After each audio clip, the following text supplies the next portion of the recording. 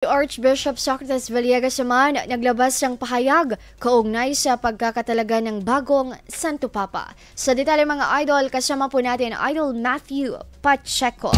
104.7 IFM Report.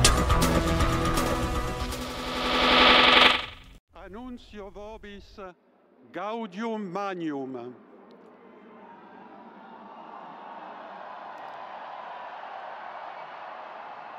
Habemus Papam.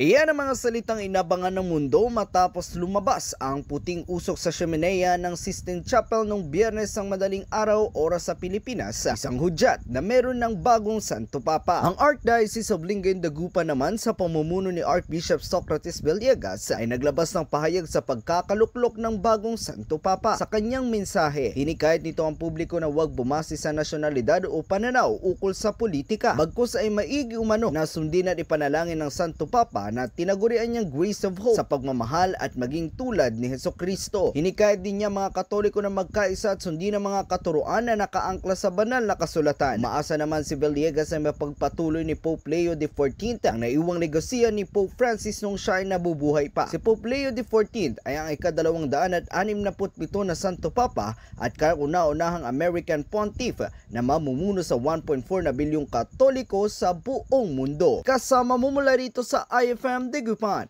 ito si Idol Matthew Pacheco. Tatak IFM. IFM News. IFM News. IFM News.